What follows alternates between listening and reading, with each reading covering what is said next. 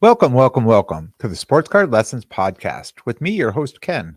I'm a retired teacher documenting my story here on the pod, finding teachable moments to share with all of you along the way. Don't forget to hit me up on Instagram at sportscard_lessons. Hit the follow button. And you can also watch these episodes on the Sports Card Lessons YouTube channel. Welcome, everyone. How is everyone doing? Whether you're watching on YouTube or listening to the podcast, please hit the like button, hit that subscribe button, and leave some feedback. Welcome. Just coming off the New England Card Show this past weekend. Wow. Wow. What a great show. Lots of traffic, lots of sales, lots of happy dealers. Today's episode has the hobby turned the corner? And if you ask me, absolutely.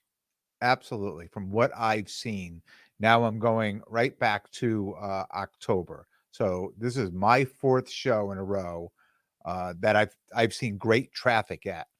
Um, Starting with the Terrytown show in New York, the two last shows in New Jersey, and now the New England Card Show. I can go even further and say I talked to my guy John from Behind the Diamond, and he's told me his last three Long Island shows have seen a huge uptick in attendance and sales. We were just talking about this yesterday. So, I mean, it's just such a great thing for the hobby. As a dealer, I mean, you want to hope for the best, but uh, I really think what we're seeing there now is just a turn, just a nice turn in the hobby. And why is that happening? Now I know I've talked for months now that traffic being there, but sales being down. Um, and I think what had happened was, the market dropped. People didn't want to lose out on cards.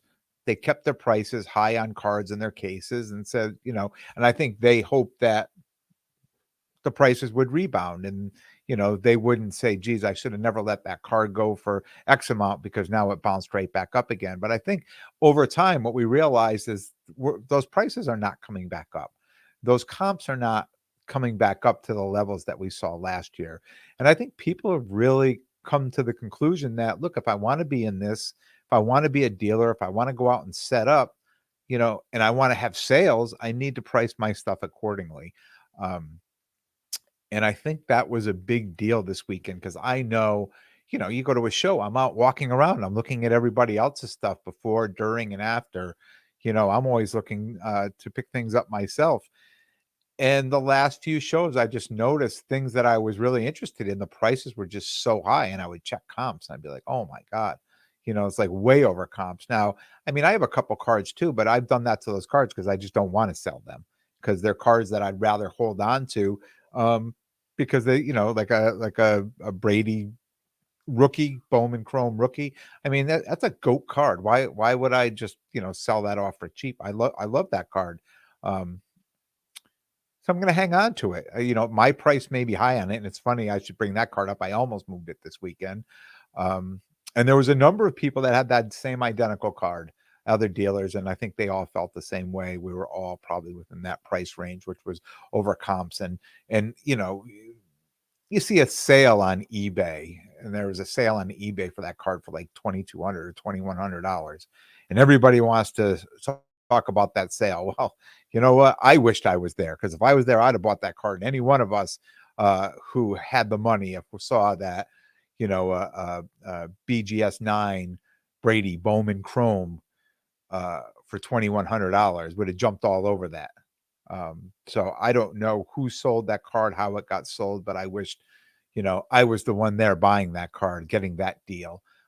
And people probably mentioned that comp to me, I would say at least 6 or 7 times uh, at the show this weekend. And I'm fine with that. That's fine. If you can find that card at $2,100 or $2,200, I would recommend buying it in a heartbeat, but I don't think you're going to find it. Um, and I still do have mine. Um, yeah, so cards were priced to sell. I mean, literally priced to sell. I was happy to walk around and see really good prices on these cards. And another thing I noticed at this show, um, there were less tables. And I think that might be too, we might be weeding out with the downturn in the hobby, might be weeding some people out that, that were in it for a quick flip and realize that maybe there's not a lot of quick flip going on right now, or have lost interest and moved on. But for whatever reason, um, there were less tables. I mean, less tables equal less dealers. And as a dealer, it, should mean more sales for you. And I think it was a good look for the show. I think having, less dealers, having less tables. Now, the last time we did this show, it was a 2-day. It was Saturday and Sunday, and I think there was. I think I'm pretty sure, and don't hold me to it, but I think there's about 220 or 225, 230 tables, something like that. And we talked about a lot of traffic, but not a lot of sales.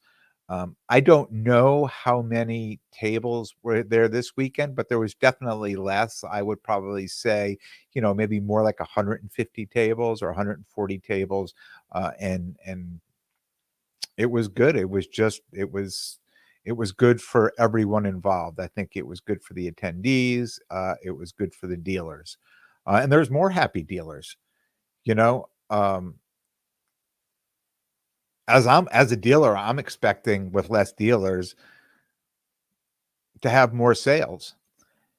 And I think moving forward too, if this becomes a norm, I think that the table prices, may jump up a little bit, but that's okay. I'm fine with that. It's not like, somebody's table is gonna, you're gonna have to pay the brunt of it. If you've got 150 tables, you got 150 people splitting whatever the difference is versus when there was 200 or 220 tables. And I don't think any dealer is gonna mind if they're told there's gonna be, 100 less tables or 80 less tables, but it's going to cost a little more. I think everybody's going to be okay with that. I don't think anybody's going to complain about that. Another thing I saw this weekend was mostly all cash sales.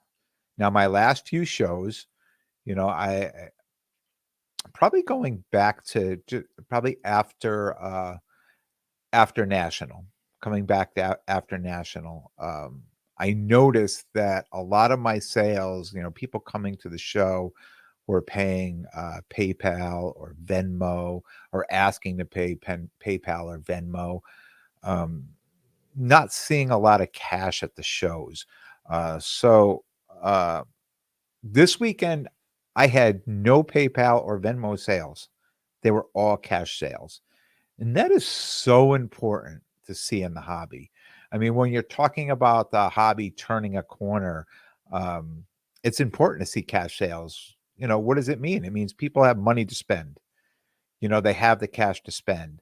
A lot of times, if people are coming to the show and they're not bringing cash, it's almost as if they're like, "Meh, I don't know if I'm really gonna buy anything, unless I see an unbelievable deal, then I'll put it on my credit card," which just tells me that people really don't have the cash.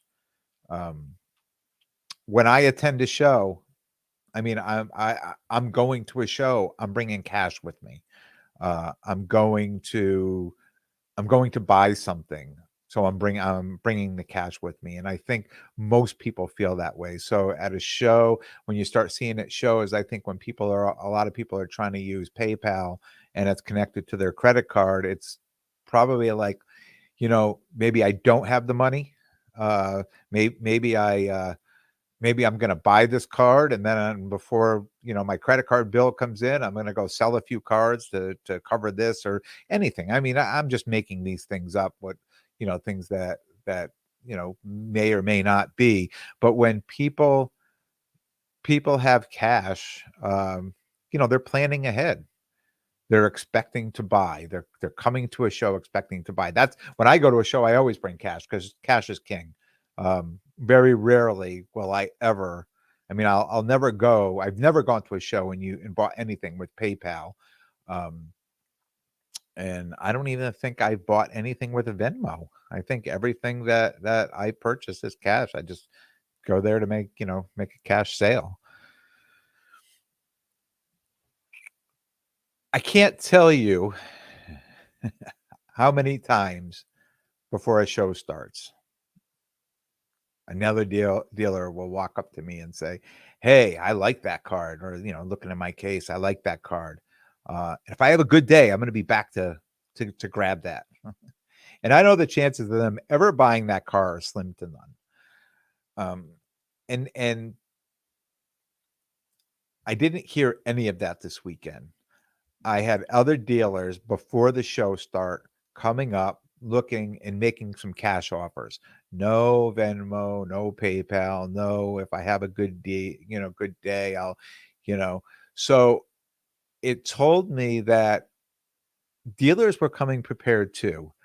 Uh, and a lot of times what I see before shows, is like a lot of trading going, like somebody wants to trade.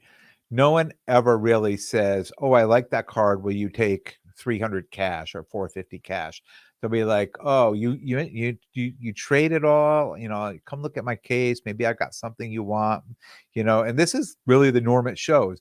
And at this show, I had 2 or 3 dealers just come up before the show started, look at my case and say, "Hey, will you do this whatever cash for that card? I know it's 80 or 85% comp, but I'm willing to pay cash. Will you do it?" So to me, that was just another good sign from dealers that they're just showing up prepared. They're showing up, they're you know ready to work, ready to get things done. And it says a lot about the hobby, even on the dealer side. Funny story.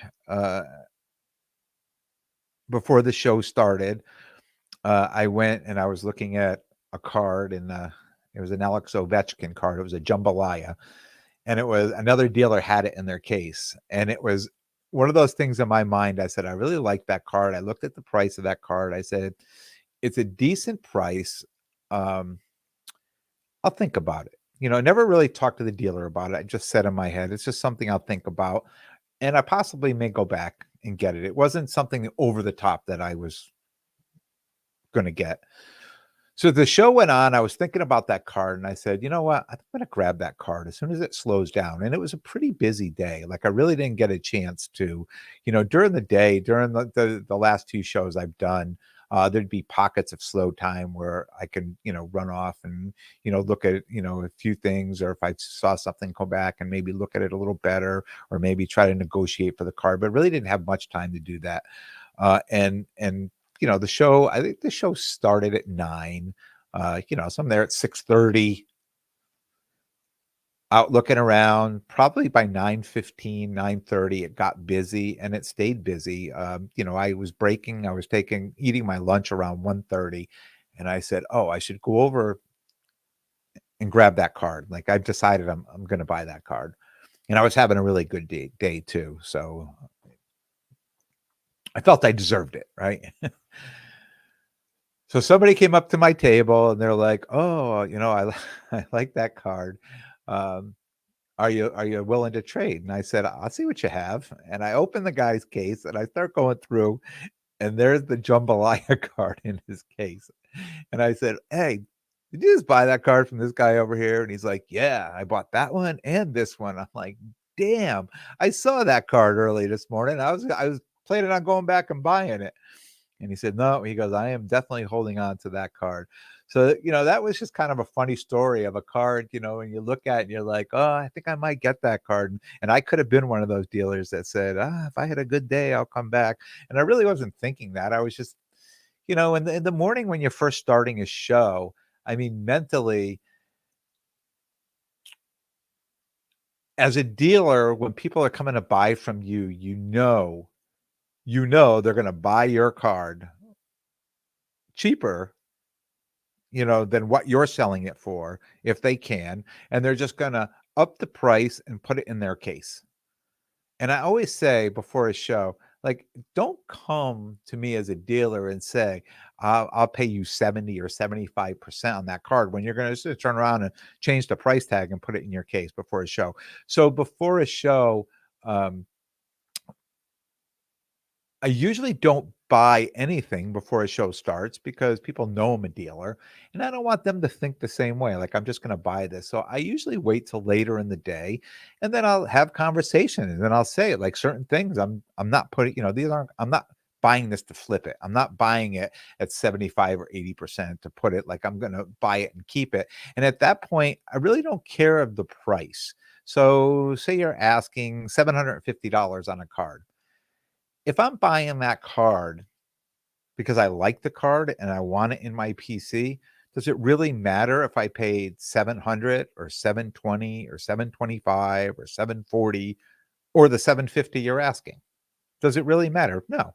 I mean, what is $50 if I'm gonna take that and put it in, and at that, what is $100 if I'm gonna take that card and put it in my PC? It doesn't matter because I'm buying that card for me. Like I felt, I love this card. Maybe I've earned this card. I worked all day here. It's gonna be my reward for whatever it is. What difference does it make if I'm what I pay for it? And I think that's why I wait till later in the day when I'm buying cards like that, because I don't show up at a show to buy a card to go. I mean, I see these guys running around, to buy as many cards as they can at a low comp so they could just buy them and just put them in their case. And I've seen them do it. They've come to me. They've come to me and they've picked stuff out of my singles boxes or cards that are on the cheap, maybe like 5, 10, or $15 that I have in top loaders, and they're like, "Oh, I'll take these 3 for 30." I'm like, "Sure," and they take them, and then I go over and they've got them all marked on their table for 20 each. Uh, I'm not that guy. I'm not gonna do that. If I'm buying stuff to put in the show, I'm not gonna buy it at the show to put in my case at the show. I'll buy it from an attendee that comes in. If somebody comes in and says, "Hey, are you buying?" and I see a card that I like that I feel that, I could sell at this show or my next show and the price is right, I will buy that card. I will put this price tag on it and drop it in, but I'm gonna do that on an attendee. I'm not gonna do that on a dealer. Um, because I don't think many dealers really want to give you a good deal. Maybe dealers will give a better deal at the end of the day because they want to make some last minute sales. Maybe if their sales weren't that good today or they want to make some last minute sales. Um, but when I'm buying at a show, if I'm buying from another dealer, I'm buying that for my own PC. If I'm buying it from an attendee, it may be my PC, but more than likely I'm buying it to drop it in my case. Um, Shows that are shows that are usually or generally slow are great buying shows, and when I say great buying shows, it's buying from people who are showing up at the show. As a dealer, when they become busy with lots of cash, it tells me, I think it tells the hobby that the market is strong, and that's what this weekend was. I mean, this is, my 4th Springfield show. And for the most part, this show was slow with sales and generally a better buying show where people would show up and always looking ahead. And I talked in season 1 about knowing the show. So knowing this show to me was bring some extra cash. It was always a good buying show. Let people come in and try to buy some cards off of them and look forward to, the next show, maybe this show, but if I could, but usually the next show or the next couple shows, just knowing where they are. So if I'm going to be in New Jersey, or if I'm going to be in New York, have if it's hockey, have Rangers cards. If it's football, have Giants cards or Eagles cards or Jets cards, like that type of thing. Just knowing the show, knowing where you are, knowing what people are looking for. And this weekend, I was pleasantly surprised that it was the opposite. So here's a show that's the 4th time I'm doing it, and now this show has flipped, which again tells me the hobby is turned a corner. Um, and I hope other people, and please comment. I mean, if you're seeing, doing shows in your area, let me know if you see this happening where you are too. To me, it was awesome. It was awesome to see this. I was expecting one thing when I went to the show, and all of a sudden the show took off, and I was just blown away. I'm like, all right, This is awesome. And I definitely had some nice pickups from the show, which I'm going to share with y'all in a few minutes. First, I want to just give a shout out to John at Primetime Show, uh, just for a great show this weekend.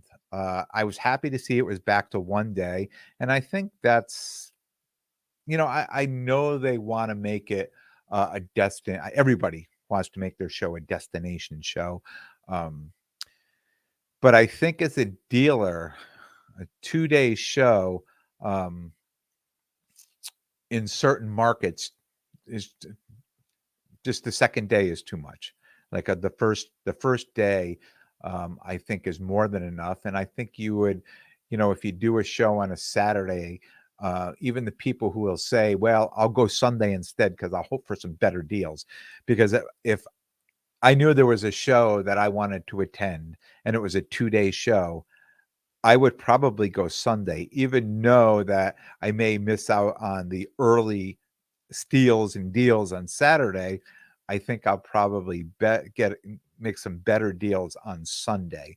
But if the show was only one day, I'm going to be there on Saturday. So I think the 1 day shows for most places, for the most of the shows I do here in the Northeast, I mean, I think the 1 day shows are more than enough. Shout out to Rob, sports card therapist, set up together at the show. It was a great day. I mean, where else can you hang out with your best friend, right? You're on a Saturday, you're selling cards, you're buying cards, you're talking cards. We're set up together. We both have a podcast. People are coming up to us, love the podcast, talking about certain things.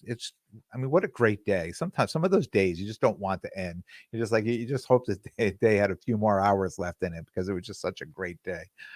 And shout out to everyone that came by to say hello. Every show there's more and more, like, I'm meeting more and more people, and I'm not putting names out there because I know I would forget somebody, and usually I've got my pad and pen and I'm jotting things down. It was so busy. It was so busy for me on Saturday. I just didn't have time. People were coming up. I was talking to them. They were coming, going. I didn't have time to pull the pad out and start writing and things like that. That tells you how good the show was. But just shout out to everybody that came by to say hello. Another thing I want to talk about is the wolfpack. So I talked last week about big things happening in 2023 for the wolfpack. So since last week, and it's been in the making for a while, we've branded the wolfpack with myself, Cousins Collectibles podcast, Sports Card Nobody podcast, Sports Card Therapist podcast, and Dave, DJ Sports Cards 86. And we're all going to be collaborating together to create new content that will all fall under the Wolfpack umbrella. So my podcast, everybody's podcast stays the same. This is something in addition to what we're doing. We're all coming together. There's 8 of us. And to start, expect 2 shows a month. We're going to split us up 4 and 4. All 8 would be way too much. So we're going to start out with 4 and 4, and we're just going to bring you some content twice a month. And I'm really excited to collaborate with the other 7 guys. I know I've had most of them on my podcast except for Shane, Sports Card Nobody, and Cousins Collectibles, but the rest of the guys I've had on the podcast. So definitely looking forward to collaborating more with everybody, with all the members, and see where this will go. So give a follow to _Wolfpack_content. And what I create there will also be here. You'll be able to find it in 2 places, but there's going to be additional stuff. So definitely follow that and check out all the content we're creating. Pickups this week. So for the Walking Dead fans out there, if you're on YouTube, you'll be able to see this. This is 2022. Just hold that up there. 2022 Leaf Pop Century, Dual Auto, Tiger Mojo, Norman Reedus, Jeffrey Dean Morgan. It's numbered 1 of 3. So I picked that up this weekend to go with my Pop Century collection. Very excited. Huge Walking Dead fan. Not only did I seen every season, but I went back to watch it a second time too. 2019 Upper Deck Young Guns. I have 3 of them here: Quinn Hughes, Jack Hughes, and Nick Suzuki. So these are all PSA 10s. So Jack Hughes, Quinn Hughes, and Nick Suzuki.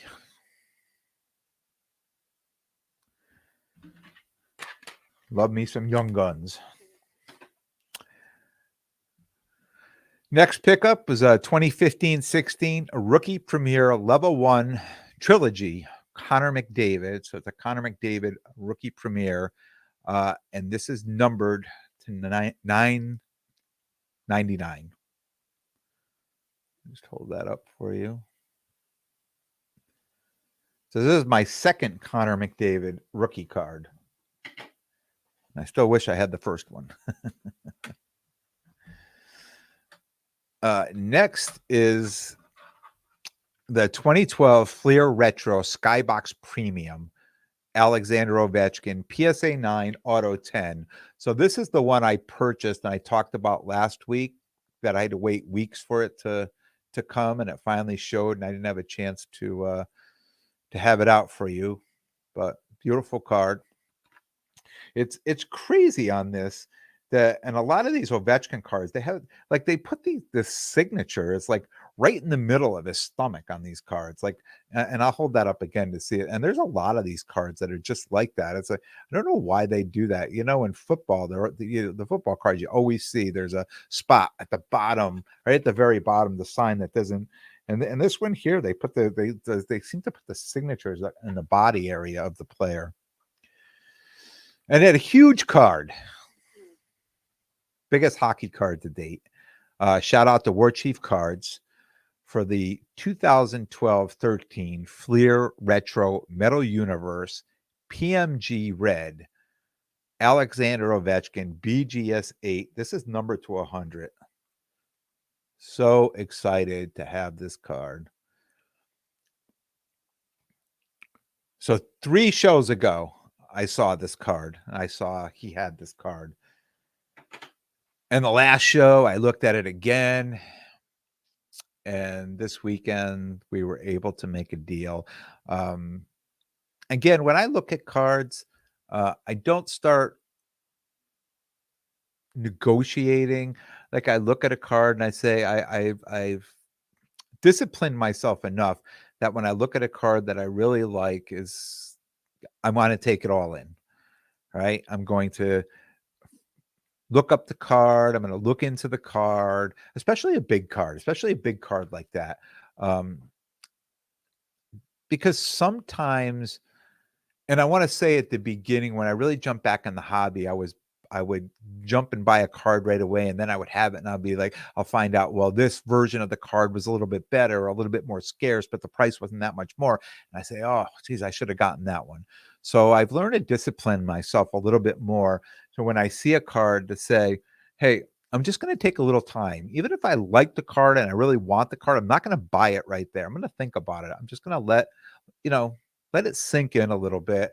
And if I need to, similar to that jambalaya card from the other, from Saturday at the show, I looked at the card, then I went back and I looked the card up and I looked at the pop count of the card to see what other cards were similar to it. Like, would this be the card I would want, or would there be another version of the card that I think I might want better? Things like that. So I really disciplined myself. So this card, was one of those cards that now this is the 4th time I've seen this card. And this was the weekend. This was the time to make a deal. So thanks, War Chief Cards. Very excited, and thanks for the really smooth deal on that card. For next week, look for a Monday episode. I am recording today from the new office, although it's not prepared, but at least yesterday I started moving my things into this office. So starting Monday, look for a Monday episode. And this weekend, I have a show this weekend. Excited about the White Plains show. It's the Terrytown show, Westchester Marriott, Terrytown, New York, and it's both Saturday and Sunday. I will only be there Saturday, and DJ Sports Cards 86 will be there Sunday. I have the table Saturday. He'll be there Sunday. So if you're out there, you're at the show, definitely stop by, say hello. I want to thank everyone for tuning in. And if you like what you hear, please like, definitely subscribe, and most importantly, tell a friend and spread the word. And until next time, take care of yourselves and everyone around you.